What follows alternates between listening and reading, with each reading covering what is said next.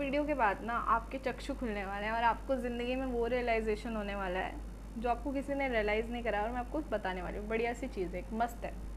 ज़्यादा नहीं टाइम लूँगी, टेंशन मत लो। So let's start this. बचपन से ना अपने को एक्सपेक्टेशन तो रही है, नेचुरल है, हर इंसान को होती है, सबको होती है। और इट्स ईजी टू से कि एक्सपेक्टेशन मत रखो, तो डिसअपॉइंटमेंट होगी नहीं। अबे ये ऐसे कैसे होगा, नेचुरल नहीं है ये, इट्स नॉट नेचुरल। तुम कहीं भी थोड़ा भी किसी के लिए करोगे ना, थोड़ा सा भी लव और अफेक्शन होगा, तो तुम्हारी नेचुरल वे से एक्सपेक्टेशन उससे डेफिनेटली बढ़ती ही बढ़ती है। अब जहाँ एक्सपेक्टेशन होगी वहाँ डिसअपॉइंटमेंट भी आएगी डेफिनेटली, क्योंकि ऐसा तो नहीं ना सामने वाली तुम्हारी सारी एक्सपेक्टेशन पे पूरा उतरेगा। तो फिर how to deal with that, करना क्या है कि ज़िंदगी थोड़ी मज़ेदार और आसान हो जाए। आपको एक मस्त चीज़ बताती हूँ कि आप अपनी लाइफ में मतलब किसी इंसान का फिजिकल कंट्रोल लेना हो ना, उसका इमोशनल कंट्रोल लो। मैं सिखा नहीं रही हूँ, मैं आपको समझा रही हूँ।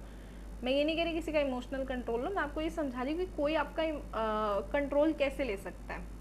How the person can manipulate you with emotional control. और अगर आप अपने इमोशंस को कंट्रोल में रखते हो, मतलब ज़िंदगी में कुछ भी कर लेना बट अपने इमोशंस का कंट्रोल किसी को मत देना, नहीं तो तुम्हारे तो लगने वाले बेटा, तुम ज़िंदगी में कहीं नहीं पहुंचने वाले। अगर तुमने अपने इमोशंस का कंट्रोल किसी और इंसान को दिया हुआ है ना, देन डोंट डू दिस।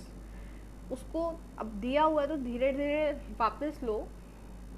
मुद्दा यह है कि अपने इमोशनल कंट्रोल, इमोशंस का कंट्रोल दूसरों को मत दो। दूसरी चीज़, ये एक्सपेक्टेशन का खेल पता है कब आता है, जब हम सारी एक्सपेक्टेशन सिर्फ दूसरों से लगाते हैं। तो मैंने इसको थोड़ा इजी कैसे बनाया, जैसे सपोज अगर कोई चीज़ है, मैंने एक्सपेक्ट करा सामने वाला मेरे लिए करे, नेचुरल है, बंदा लगा लेता है एक्सपेक्टेशन, तो मैंने भी लगाई। अब वो फुलफिल नहीं हुई, देन आई क्राइड, बहुत गुस्सा भी आया, फ्रस्ट्रेशन भी हुई, कंपैरिजन भी करा इंसान का, मतलब अपने दूसरी किसी की लाइफ का कि यार उसके लिए हो रहा है, मेरे लिए क्यों नहीं हो रहा। तो ऐसे ही नेचुरली हुआ। फिर मेरे को एक दिन एहसास हुआ कि मैं सामने वाले से एक्सपेक्टेशन लगा रही हूँ, क्या वही सेम चीज़ जो मुझे चाहिए, क्या मैं खुद के लिए कर रही हूँ? Am I really doing that for myself? तो मेरे को आंसर मिला नहीं। फिर मैंने कहा यार, जब मैं खुद के लिए नहीं कर रही तो मैं किसी दूसरे से उम्मीद भी क्यों लगा रही हूँ? जब मैं खुद की नहीं हुई तो दूसरा मेरा क्यों होगा? समझो बात को। तो इसका सिंपल सा हल मैंने ये निकाला, फर्स्ट अपना इमोशनल कंट्रोल दूसरे को देना बंद करो। अब आपको समझता है कैसे करना है कैसे नहीं, तो वेरी गुड। नहीं समझता तो कमेंट्स में डाल देना, मैं वीडियो फिर एक सेपरेट बना दूंगी कि इमोशनल कंट्रोल खुद का कैसे रखना है अपने पास।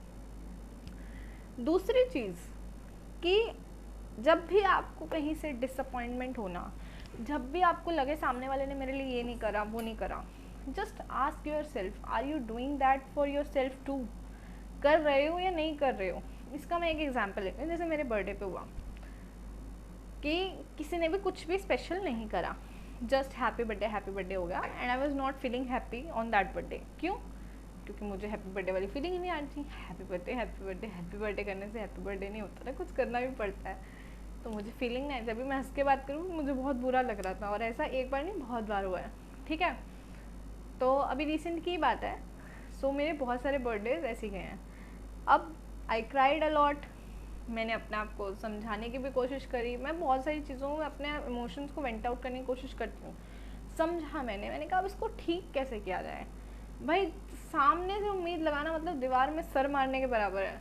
तुम कहो कि किसी को कोई सामने वाला चेंज हो जाए तो तुम दुनिया के सबसे बड़े बेवकूफ़ हो। भाई, खुद को चेंज कर लो, वो ज़्यादा आसान है। तो फिर मैंने ये सोचा कि मैं खुद के लिए क्या कर रही हूँ मेरे बर्थडे पे, बताओ।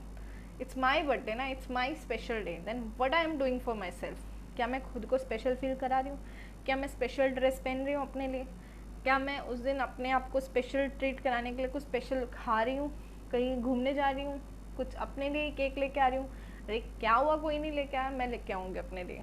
तो ऐसी वाले थॉट्स मेरे मन में आए, तो थोड़ा मन शांत हुआ और मैंने कहा कोई नहीं, कोई और मेरे लिए करे ना करे, मैं खुद के लिए करूँगी। मैं खुद के लिए अवेलेबल ऑलवेज रहूँगी 24/7।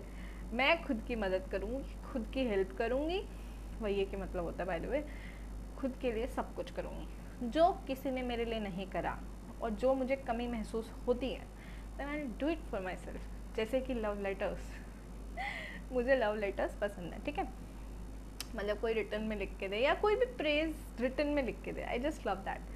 तो इस बार ही मैंने डिसाइड करा कि मैं खुद के लिए प्रेज वाला लेटर लिखूंगी, मतलब तारीफ करते हुए अपने, सो गूज़बम्स। तो बस सीधी सी बात इतनी है, इमोशनल कंट्रोल अपना खुद के हाथ में ले लो। दूसरी चीज़ अपना ये समझो कि